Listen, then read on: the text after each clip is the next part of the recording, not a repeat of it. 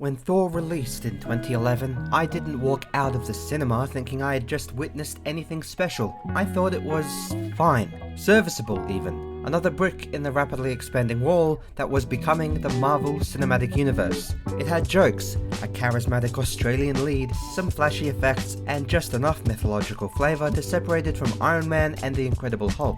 It worked, it entertained, and then it quietly filed itself away in my memory as that decent origin story. Nothing more, nothing less. And for years, that's where Thor stayed. But something strange happens when a franchise grows, some would argue, too large. As the MCU eventually ballooned into dozens of films and TV shows, a fair few with only one or two of them ever going above great into brilliant, but many of them aggressively disposable and quite frankly shit, the baseline for what good even meant began to shift. So one day, out of equal parts boredom and curiosity, I put Thor back on, not because I remembered loving it, not because nostalgia was calling, but because compared to the modern MCU conveyor belt of slop like Captain Marvel, The Marvels, or My 13th Reason Why, She-Hulk, just to name a few, it felt distant, simpler, smaller, almost quaint, and that's when the rewatch hit me. Thor isn't just a functional origin story, it isn't merely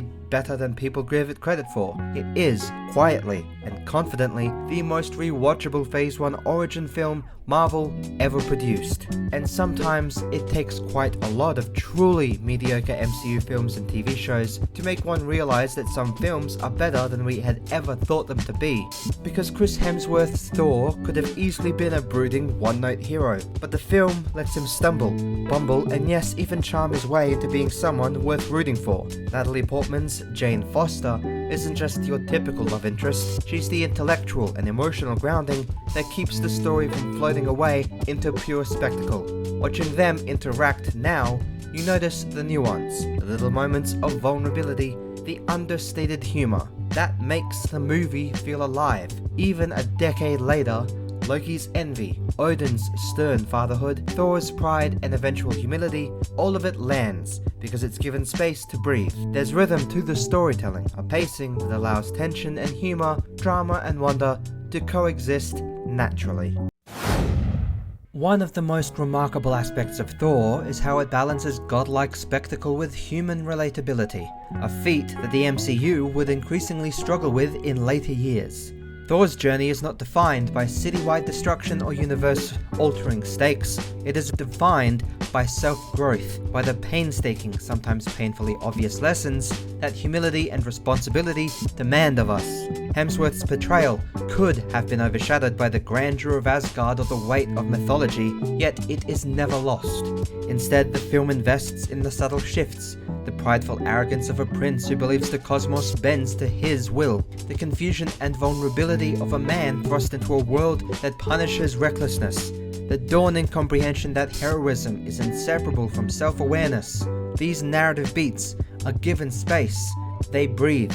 There is a deliberateness to how scenes linger on Thor's reactions, his small gestures, his faltering attempts at connection.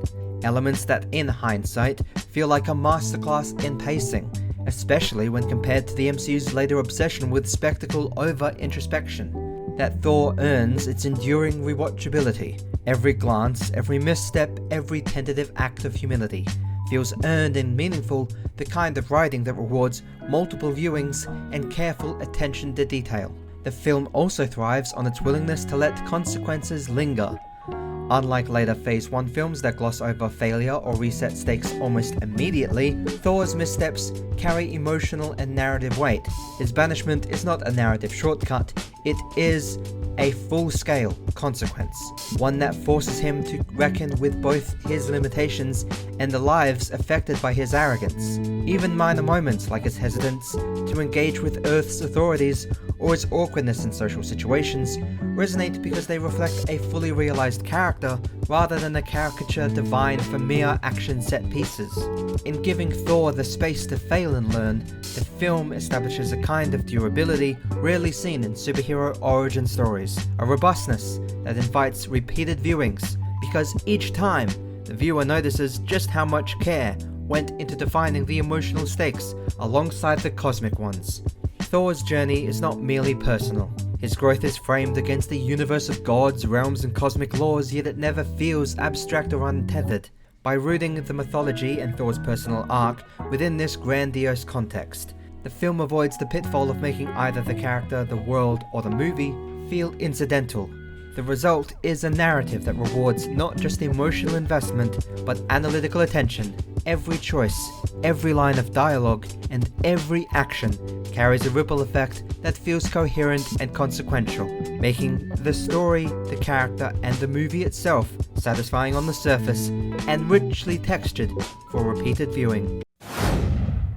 Another layer often overlooked in Thor is the tonal sophistication that balances humor and pathos without undercutting the narrative stakes. The film is funny without being dominated by quips, jokes, or meta-commentary. The humor arises naturally from Thor's awe and confusion on Earth, from the friction between Asgardian formality and Midgardian chaos, from Loki's sardonic wit, but it never diminishes the story's emotional weight. Moments of levity enhance, rather than distract from, the tension. Contrast this with later MCU entries, and Thor's approach feels almost prescient. Simultaneously, the film invests in genuine emotional resonance. Jane Foster's scientific curiosity is not merely exposition, it serves as a grounding force that humanizes both Thor and the audience. Odin's stern, commanding presence is not hollow authority, but the weight of responsibility, parental love, and inevitable regret.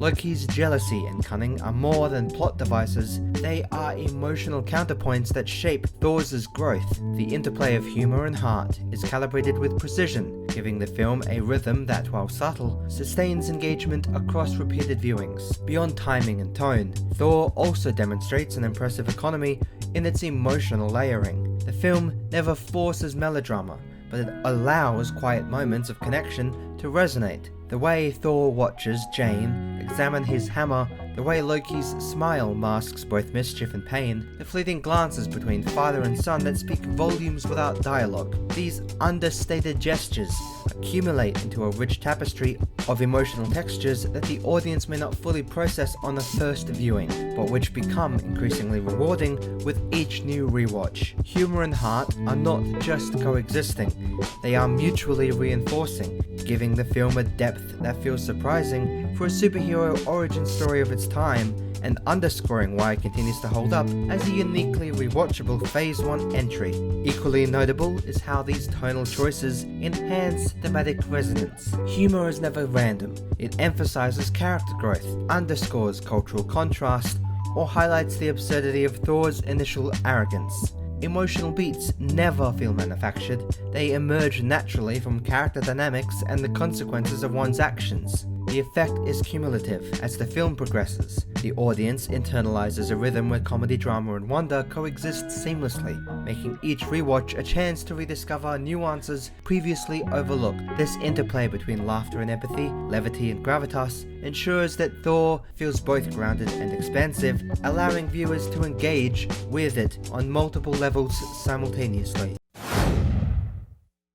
Perhaps the most underrated aspect of Thor is how Asgard and the broader Nine Realms are integrated as narrative tools rather than just cinematic spectacle. In an era when world-building risks overwhelming character arcs, Thor employs its mythological setting to enhance rather than overshadow the story. Asgard is majestic, yes, but it is also a character in and of itself, a realm of rules, hierarchy, and expectations that press upon Thor in ways that force introspection. Earth, conversely, is cluttered and unpredictable, a stark foil that humbles the protagonist and challenges him to adapt. The juxtaposition of realms is not mere visual spectacle, it mirrors Thor's internal journey, mapping pride against humility, destiny against choice, divinity against humanity. Even secondary settings like the Bifrost or the frozen Jotunheim battlegrounds are treated with care, each contributing to the thematic resonance rather than feeling like arbitrary CGI set pieces.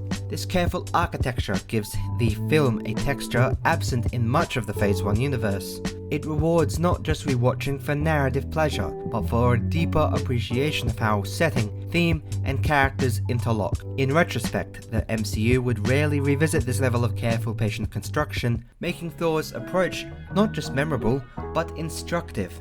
The film also excels in its use of environmental storytelling to reinforce character and theme. Small details, the ceremonial grandeur of Asgard's throne room, the isolation of the Frost Giant's icy fortress, the stark contrasts between urban Earth and alien realms, communicate narrative stakes and emotional weight without a single line of exposition. These environments reflect the internal states of characters, Thor's confidence and eventual humility, Loki's schemes and insecurities, the vulnerability of humanity in the face of cosmic power. By embedding story in setting, Thor creates layers of meaning that reward repeated observation. This is part of what makes the film endlessly rewatchable, a film whose world building never feels decorative but always narratively resonant. Beyond simply enriching story and character, the world building in Thor also enhances thematic resonance on a mythic scale. Each realm carries symbolic weight. Asgard represents duty and expectation, Midgard embodies chaos and adaptability, Jotunheim illustrates consequence and moral ambiguity. These settings do not merely house the story, they participate in it, shaping choices and consequences, mirroring internal struggles, and reinforcing thematic arcs. When Thor wields Mjolnir or confronts the Frost Giants, it is never just action. It is a collision of character, history, and environment, with each frame reinforcing narrative and emotional texture. This layered approach ensures that even the most fantastical aspects of the MCU feel narratively meaningful, making Thor's world building a model of restraint, purpose, and enduring rewatchability. Rewatching Thor in the context of the MCU as it exists today is a revelation not just about the film itself, but about the franchise and its evolution. What once seemed serviceable now reads as carefully measured. A Phase 1 origin story that understands the delicate balance between character, theme, and spectacle in a way few of its successors ever would. It is not the flashiest, not the loudest, not the most quotable, yet its strength lies precisely in this restraint. The patience to let characters falter, the courage to let humour and heart coexist without diminishing stakes, and the wisdom to allow world building to serve narrative rather than distract from it. More importantly, Thor demonstrates that superhero films can be enduringly rewatchable without succumbing to the pitfalls of modern franchise excess. Its characters are flawed and human, its humour is earned, its themes resonate across both cosmic and personal scales, and its mythological backdrop enriches rather than overwhelms. Ultimately, Thor endures because it trusts its audience to care. It trusts that Hemsworth's charm, Portman's grounding presence, and Hiddleston's layered villainy are enough to carry the story. It trusts that the weight of responsibility, pride, and humility, as well as consequence, are compelling in and of themselves. And it trusts that an origin story does not need to dazzle with constant spectacle to be memorable. It only needs to tell a human story at the center of cosmic stakes. That trust, that focus, is what makes Thor not just rewatchable, but quietly brilliant. The Phase 1 origin film that, after years of MCU mediocrity and excess, reminds us that some of the most enduring magic lies in subtlety, patience, and care.